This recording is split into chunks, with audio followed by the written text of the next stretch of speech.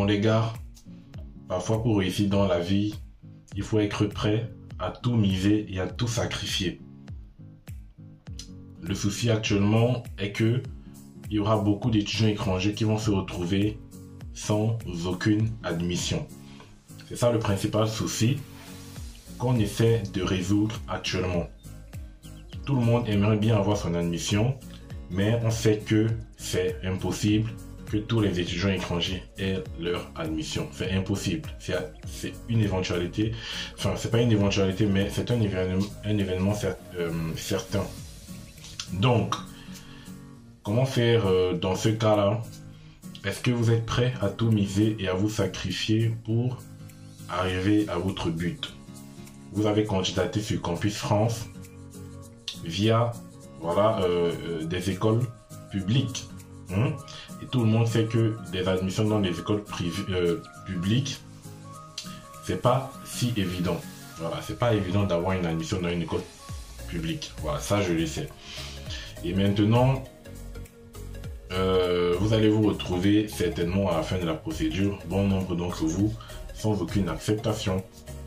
Comme moi aussi, quand je faisais ma procédure, à la fin, je n'avais aucune acceptation. Et donc là, comme vous avez vu sur le titre de la vidéo, je vais vous détailler un peu et vous expliquer la procédure de candidature dans les écoles privées. Voilà, c'est maintenant que vous devez prendre les choses en main. C'est maintenant que vous devez réfléchir aux autres alternatives. Voilà. Donc, soyez prêts à vraiment miser sur tout. Voilà, pour avoir cette admission-là qui va vous permettre de déclencher votre procédure de demande de visa. Sans admission, tout le monde le sait, on ne peut pas avancer. Voilà, c'est le premier élément qui déclenche réellement votre procédure. Parce que tant que vous n'avez pas d'admission, votre procédure n'est vraiment pas encore lancée. Voilà, la course commence au moment où vous avez l'admission. C'est là où les choses deviennent plus intéressantes. Et ceux qui sont déjà passés par là peuvent le savoir. Et donc, vous devez être prêt à tout miser et passer par les écoles privées. C'est toujours ce que moi j'ai dit. Les écoles privées sont accessibles. Et je vais vous détailler comment ça se passe pour candidater dans une école privée. Comment trouver un établissement. Je vais vous détailler tout dans cette vidéo. Donc, restez jusqu'à la fin. Et donc, bien évidemment, n'oubliez pas de vous abonner et de laisser un j'aime. Voilà, ça me ferait toujours plaisir de voir que beaucoup de personnes aiment les contenus. Voilà. Et donc, je vais vous détailler, comme je vous disais, sans transition et bien sans générique, comment est-ce que vous pouvez faire, voilà, avec les écoles privées. Les écoles privées sont assez accessibles et c'est vrai que le principal élément, le principal obstacle pour les étudiants étrangers, c'est en termes de coût. Voilà. Mais pour quelqu'un vraiment qui s'est lancé dans la procédure Campus France, devait envisager, devait anticiper ces différents événements à l'avance. Voilà. Au moment où vous commencez votre procédure Campus France en octobre, au moins en fait, vous devez déjà vous préparer à cette éventualité que voilà, vous n'allez pas avoir d'admission sur Campus France. Donc vous devez vous préparer dessus en termes financiers, en termes psychologiques, en termes matériels, en termes de tout. Et donc, là actuellement vous n'avez pas d'autres moyens, voilà, à moins d'attendre la prochaine campagne Campus France et tout. Mais attendre la prochaine campagne Campus France, ça peut recommencer de la même façon. Vous allez encore avoir que des refus et puis au final vous allez laisser tomber. Il y a beaucoup d'étudiants qui ont déjà laissé tomber leur procédure parce qu'ils n'ont jamais eu d'admission. Il y en a plein. Voilà, on les voit tous les jours, il y en a vraiment plein. Et du coup, miser sur les écoles privées, c'est assez intéressant parce que peu importe le coût de la scolarité, vous ne les payez pas tout d'un coup. Si, disons, je prends un montant astronomique, 10 000 € la scolarité, vous n'allez pas les payer tout d'un coup. C'est juste une infime partie que vous allez payer. Donc, je vais vous expliquer tout cela dans cette vidéo. Et donc, le premier élément déjà, c'est de trouver une école privée. Donc, on sait que c'est pas évident pour vous voilà, de trouver des écoles. Et donc là, actuellement, déjà, les procédures sont depuis janvier, en fait. Voilà, depuis janvier, toutes les écoles privées, normalement, ont déjà ouvert leur session de candidature pour la prochaine rentrée. Et donc, on sait bien que trouver une école, c'est pas évident. Donc moi, je vais faire l'effort de mettre dans la description de cette vidéo une liste d'écoles privées. Voilà, une liste d'écoles, un lien qui va vous renvoyer vers une liste d'écoles privées, voilà, que vous pourrez regarder et consulter. Mais vous devez savoir que la recherche se fait principalement de vous-même. Moi, comme je vous ai dit, j'avais une acceptation sur Campus France et j'étais passé par une école privée. Voilà, donc si c'était pas une école privée, moi je serais encore dans mon pays, voilà, au Cameroun.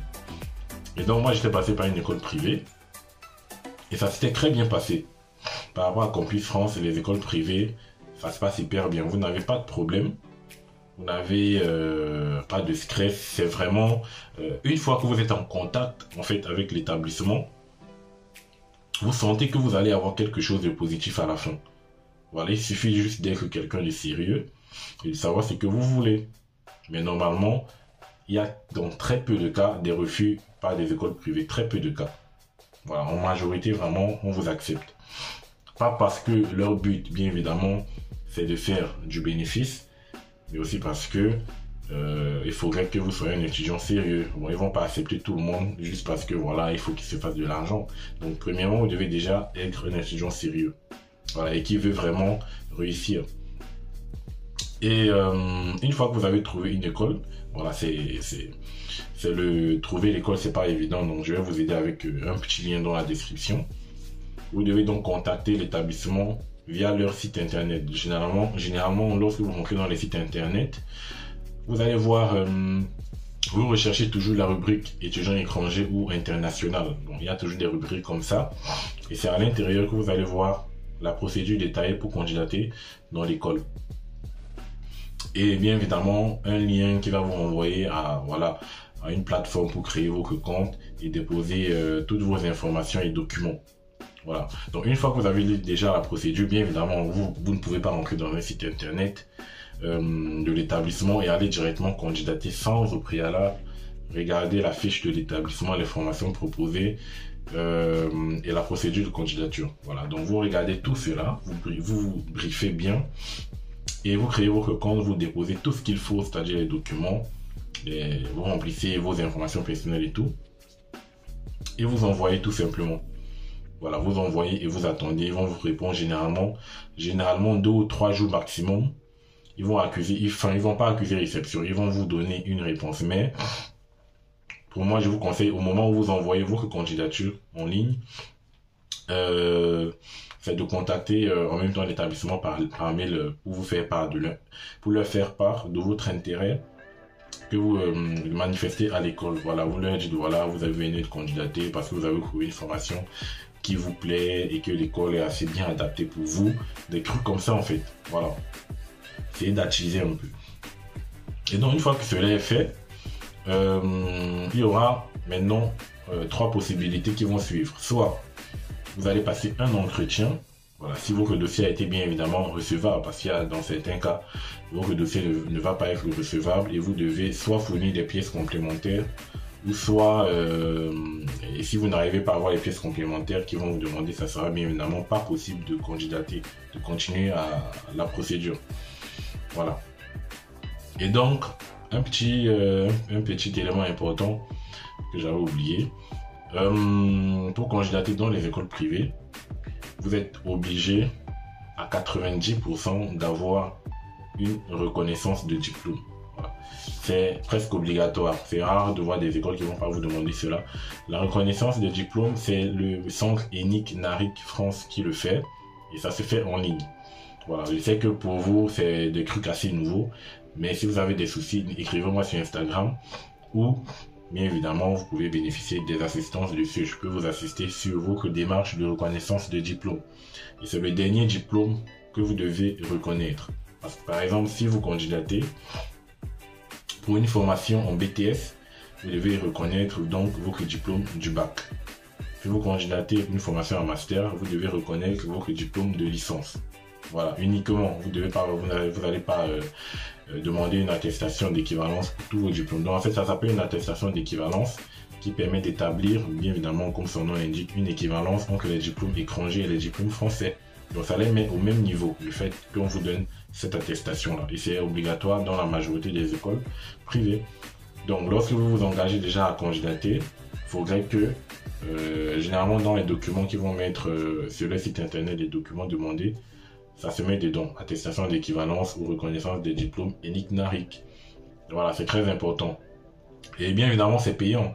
C'est pas gratuit. Vous allez le faire sur internet, vous allez payer à peu près 80-70 euros. Et ils vont étudier le dossier rapidement. Il n'y aura pas grand chose à mettre, juste votre diplôme et votre pièce d'identité, je crois. Et puis après, ils vous donnent votre attestation. Généralement, ils vous fournissent l'attestation une fois que c'est un vrai diplôme, quoi. Voilà, c'est tout. Et une fois que vous avez ça, bien évidemment, vous allez voir d'ailleurs l'attestation.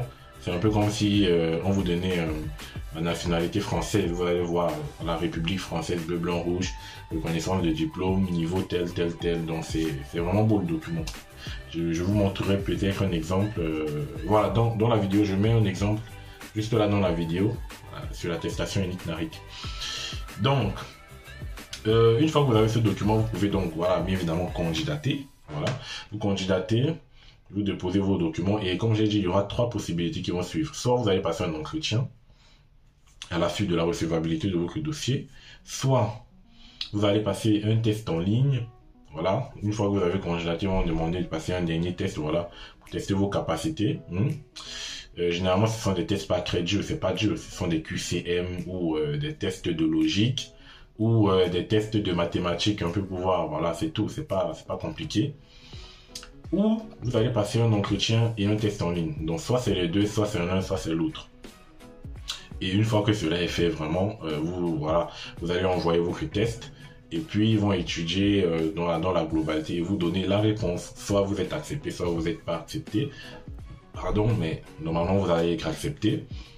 Et dans ce cas-là, vous allez recevoir un beau mail qui vous dit Monsieur tel, adresse telle, félicitations, vous venez d'être admis à l'école telle de Paris, à l'école telle de Lyon, à telle formation, disons en bac plus 2 de BTS, ils vont vous détailler en fait les modalités d'inscription, fournir l'inscription administrative, la vie de l'école. Ils vont vous détailler tout, un peu comme si vous êtes déjà en France. Et lorsque vous recevez ce genre de mail, vous êtes content. Même si c'est une école privée que ça vous coûte, c'est quand même pour réaliser votre projet de venir en France. C'est ça qui est le plus important pour moi. Donc, même si c'est comment vous devez tout faire pour aller jusque-là. Et donc, ils vont vous demander, donc, à cet effet, ils vont vous donner une attestation d'admissibilité. Voilà, une attestation d'admissibilité. Voilà, c'est pas une attestation d'admission, mais c'est une attestation d'admissibilité qui dit déjà, premièrement, que vous avez été accepté dans l'établissement et que votre inscription ne sera définitive que si vous payez une partie de la scolarité. Voilà. Donc, c'est une fois que vous aurez payé cette partie de la scolarité, ce qu'on appelle un acompte. Par exemple, vous vous inscrivez à une formation de 5 000 euros. Vous allez payer un acompte, qui généralement, c'est la moitié. Voilà, généralement, c'est au moins 40, minimum 40% du montant. 40-45%. Donc, sur 5 000 euros de scolarité, vous allez payer, par exemple, 2 000 euros au minimum, ou 2 500 max. Une fois que vous avez payé cela, bien évidemment, le reste des 2500, c'est une fois que vous êtes en France que vous les payez en plusieurs fois. Ils vont vous proposer des modalités de paiement, donc soit en 8 fois, soit en 12 fois, soit en 6 fois. Voilà, vous aurez tout adapté. Voilà, c'est pas tout. Pardon, ça sera pas tout d'un coup que lorsque vous arrivez, vous devez immédiatement payer. Non. Vous payez juste vos 2500, vous savez que vous êtes inscrit. Vous recevez l'attestation d'inscription. Et surtout, vous n'oubliez pas de dire, bien évidemment, à l'établissement, de mettre en copie Campus France lorsque vous envoie votre attestation d'admission, parce que Campus France l'exige. Une fois que vous êtes accepté dans une école non connectée, vous devez envoyer votre attestation. L'établissement doit mettre en copie Campus France du mail qui stipule que vous avez été accepté, bien évidemment, avec l'attestation d'admission jointe. Et donc, une fois que vous avez votre attestation d'inscription, eh bien, c'est tout. La procédure est lancée et vous partez. Vous remplissez Campus France, je sais, c'est tout, vous réfléchissez même plus, vous n'avez pas de choix à faire, vous savez que c'est là-bas, vous avez été accepté. Mais postulez dans plusieurs établissements, vous pouvez postuler dans 2-3 écoles privées, et puis après vous choisissez. Donc, vous remplissez, je suis accepté, vous êtes zen, Campus France valide, vous commencez à vous préparer. Une fois que vous avez été accepté, commencez à vous préparer. Même avant d'être accepté, vous devez déjà anticiper les démarches visa. Voilà. Pour les visas, on parlera bientôt dans les prochaines vidéos de tout ce qui concerne le visa. Mais une fois que vous êtes inscrit, vous avez, voilà, c'est une... comment dire? Moi, par exemple, quand j'avais reçu la réponse de l'établissement où j'avais été accepté, j'étais heureux, quoi. J'étais heureux. Et voilà, lorsqu'on voit des refus sur Campus France, ça nous casse la journée, en fait. Ça nous démotive, on ne veut plus rien faire. C'est démotivant, en fait. C'est-à-dire que si tu étais heureux le matin et que tu vas en refus après, ta journée est finie, en fait. Donc, moi, quand j'avais vu ça, j'étais hyper content. Je me voyais déjà en France. Je commençais à m'imaginer comment j'étais en train de marcher en France, dans les rues de France, comment j'étais en train de partir à l'école. Et moi, j'étais quelqu'un de curieux, quoi. Dans l'établissement où j'avais postulé, par exemple, je partais toujours regarder les images de l'établissement, les couloirs, les salles de classe. Généralement, il y a certains établissements qui mettent des photos, en fait. Vous pouvez les regarder sur Internet ou voilà. Dans Google, vous avez souvent une rubrique. Ils mettent actualité, ils mettent images, vidéos, sur les rubriques là. Juste en haut de Google, lorsque vous recherchez. Moi, je clique juste sur images. Vous avez les photos de l'établissement.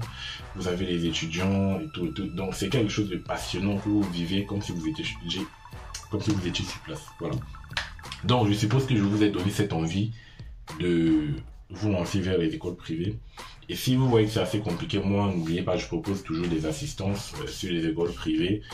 Voilà, je vous recherche des écoles, je vous aide à candidater. Admission quasi garantie et en même temps, je vous fais la reconnaissance de diplôme. Donc, voilà. Et donc, c'est tout. Voilà, donc c'est tout ce qu'il fallait savoir pour cette vidéo. Elle est assez longue, mais j'ai préféré prendre le temps de vous détailler très clairement de quoi il s'agit exactement avec les écoles privées. Voilà, c'est très simple. Vous êtes en relation avec les responsables pédagogiques, les responsables d'admission du pôle international. Donc, c'est assez vous causer. Vous pouvez leur parler par mail lorsque vous avez un souci pour demander certains documents dont vous aurez besoin peut-être pour la demande de visa, je ne sais pas. Et c'est assez facile. Voilà, donc c'était tout pour cette vidéo. J'espère qu'elle vous a bien édifié et motivé de toujours garder espoir, même si vous avez des refus sur Campus France, il y a toujours d'autres voies. Il suffit juste de tout miser. Comme je le dis, misez tout maintenant, vous avez votre admission et au niveau du visa, on ne sait jamais, Dieu est toujours là, ça va passer. Et vous allez voir que vous allez vous retrouver en France normalement pour la prochaine rentrée. Donc je vous souhaite bon courage, je sais que c'est pas facile, bon courage à tous. N'oubliez pas de vous abonner, de partager la vidéo si vous avez un peu de temps, voilà, et de laisser un j'aime. Voilà, ça me fait plaisir. Et donc on se retrouve à la prochaine pour un nouveau numéro. Restez scotchés, restez abonnés. Ciao.